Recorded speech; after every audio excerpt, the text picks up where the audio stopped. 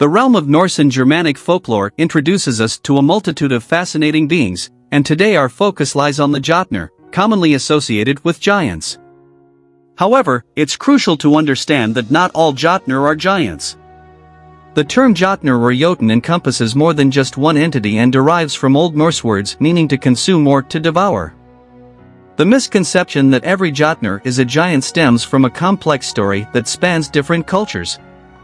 To put it succinctly, the English word giant originates from the French term géant, which entered the English language in 1066 BCE when William the Conqueror took control of England.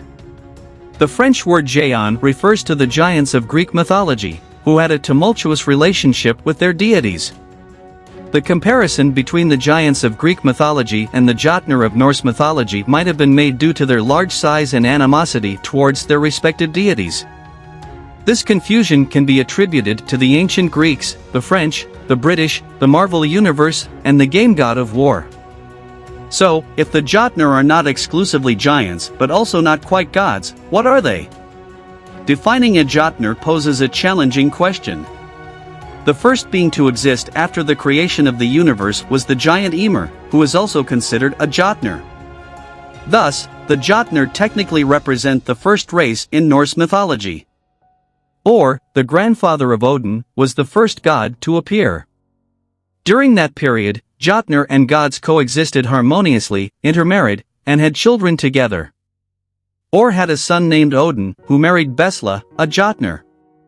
This means that Odin and his two brothers have Jotnar ancestry, although the exact percentage remains uncertain due to the ambiguity surrounding Bor's birth. Assuming Bor was fully a god, Odin and his siblings are at least 50% Jotnar.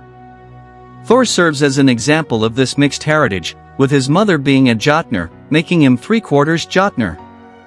It's ironic that Thor and Odin, among the most renowned gods in Norse mythology, have differing god-to-Jotnar ratios.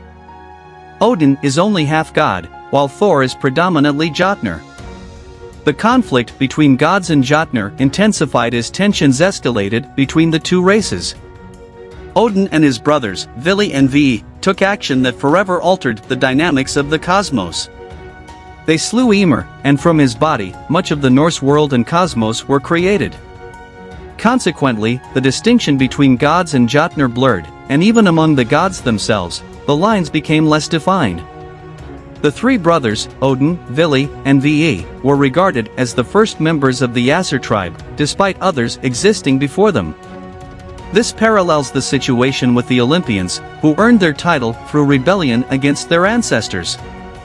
With the establishment of the Nine Worlds and the shaping of the Norse cosmos, the division between gods and Jotnar became prominent.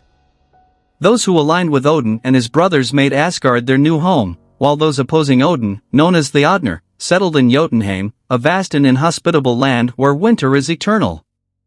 The depiction of Jotunheim as a harsh, icy wasteland may have contributed to the belief that all Jotnar are frost giants, even though Jotnar exhibit versatility as a race. While some may indeed be gigantic in size, others possess the ability to change their appearance. In conclusion, in Norse and Germanic folklore, the Jotnar represent a diverse group of beings often associated with giants, although not all Jotnar are of colossal stature.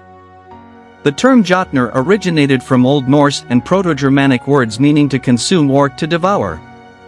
The assumption that all Jotnar are giants stems from comparisons made between giants in Greek mythology and Jotnar in Norse mythology, influenced by historical and cultural factors. The Jotnar represent the first race in Norse mythology, with Ymir being the initial being and the progenitor of giants. Odin and his brothers, who themselves have Jotnar ancestry, played significant roles in shaping the cosmos by slaying Ymir. This event blurred the distinction between gods and Jotnar.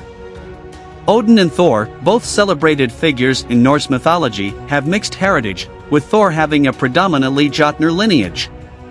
The conflict between gods and Jotnar led to the establishment of Asgard and Jotunheim as their respective realms. While some Jotnar are indeed of immense size, they form a versatile race with the ability to alter their appearance. It is important to acknowledge that the term giant in Norse mythology has been influenced by various cultures and interpretations throughout history. The complex nature of the Jotnar and their mixed relationships with gods contribute to their intriguing role in Norse and Germanic folklore. Loki, widely known, possesses the ability to change into different animals and objects.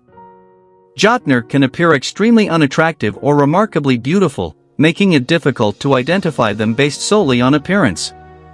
While some Jotnar resemble giants, they possess supernatural powers similar to the Norse deities, which adds to the complexity of distinguishing them. One belief that sets Jotnar apart from the Aesir and Vanir is that they were not worshipped in the same manner.